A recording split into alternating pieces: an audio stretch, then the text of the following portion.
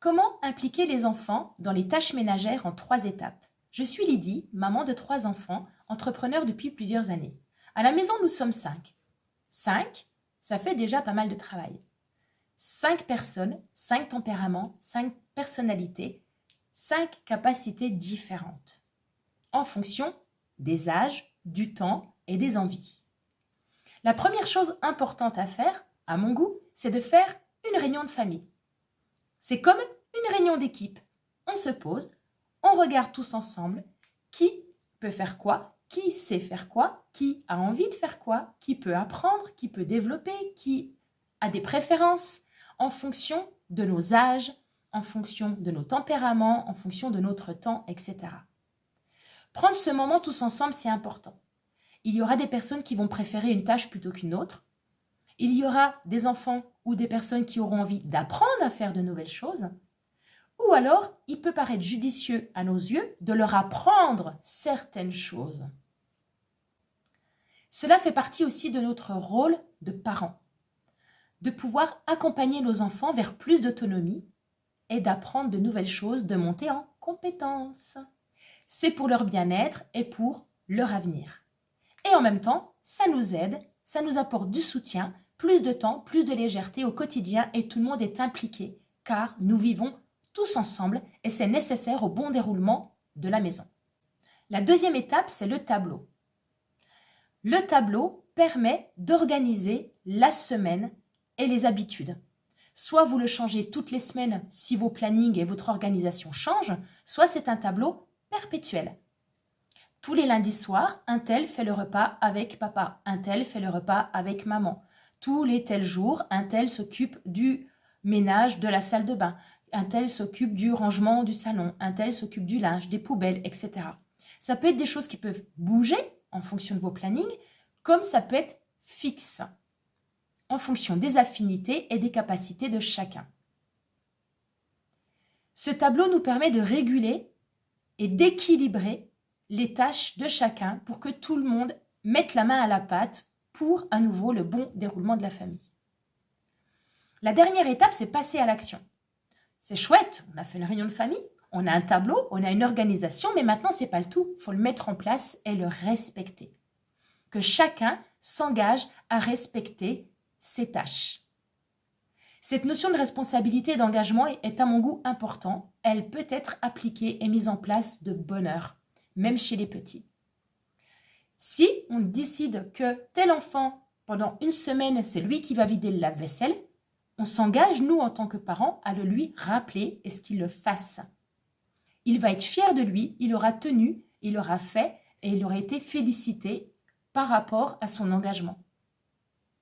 Si telle personne a une préférence pour faire la salle de bain, elle s'y engage soit tout le temps, soit une semaine sur 2, peu importe, mais il faut que ça soit officiel, carré et que la personne tienne son engagement. Par exemple, les poubelles. Une seule personne dans la maison peut être en capacité de s'inquiéter de cette tâche. Mais cette personne doit s'y tenir. On le sait que tel jour, il faut sortir telle poubelle. Maintenant, à cette personne de tenir le rythme sur le long terme. Et si elle n'est pas là ou absente le jour J, de dire, écoute, la semaine prochaine, je ne suis pas là, tu penseras à t'occuper des poubelles et passer le relais. Pour le ménage, c'est pareil. Soit on le fait tous ensemble, soit on le fait chacun notre tour, soit on le fait par 2, par 3, peu importe. Mais juste caler dans l'organisation en disant, là, tel jour, il faut vraiment qu'on fasse le ménage parce que telle raison. Parce qu'on a du monde le soir, parce qu'on s'en va et on a envie que la maison soit propre avant de partir en week-end, parce que ça nécessite le fait de vraiment faire du ménage ce jour-là. Mais le fait d'avertir les personnes à la maison que tel jour, à tel moment, on va faire le ménage, ça permet d'être certaine ou certain d'avoir un coup de main pour nous aider à le faire et savoir qui va nous aider. Ce tableau, c'est vraiment un support, à nous de nous y tenir. Pour le passage à l'action, il y a aussi la notion d'accompagnement. Quand ils sont petits, ils ont besoin de nous. Donc on va les mettre en action, on va le faire ensemble. On peut vider le lave-vaisselle avec un petit enfant. On peut faire à manger avec un adolescent. On peut s'occuper du linge et de tâches un peu plus délicates avec encore un autre adolescent. À nous de le faire avec eux. Puis la fois d'après, avec eux, mais avec un peu plus de recul et moins impliqué. La fois d'après, ils le font seuls, mais on reste à côté. Et la fois d'après, ils le font seuls tout court, on reste beaucoup plus loin. Est-ce que ça sera toujours bien fait? Non. Est-ce que ça sera toujours parfait? Non. Est-ce qu'il faudra certainement redemander? Est-ce que tu as fait telle tâche comme convenu? Oui, c'est normal. Oui, on se répétera encore. Oui, ça ne sera pas parfait comme on le désire. Mais c'est pas grave. Le but, c'est que chacun s'implique, chacun mette un coup de main, chacun s'engage à soutenir toute la maison. Nous vivons tous ensemble, nous utilisons tous la salle de bain, tous les toilettes, tous la cuisine, nous mangeons tous ensemble, nous vivons ensemble. Donc il est normal et judicieux que chacun fasse une part des tâches afin de soutenir les personnes principales, mais aussi pour apprendre, grandir, devenir autonome. Bref, c'est utile et ça fait du bien à tout le monde. Je vous invite vraiment à tester ces 3 étapes. Certaines fois, il y aura certainement des hésitations, des refus, des ronchonnements, mais c'est pas grave. On insiste, on y retourne. Et tu te rappelles, lors de la réunion d'équipe, on avait parlé que il était judicieux que tu apprennes à faire à manger, ça t'aide à apprendre à faire à manger, ça me fait gagner du temps, ça te fait découvrir d'autres choses et en plus ça te fait participer.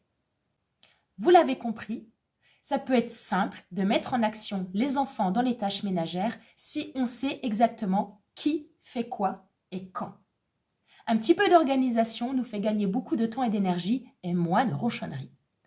Si ces vidéos vous interpellent, cliquez sur « Je m'abonne » et vous allez en découvrir bien d'autres. À bientôt!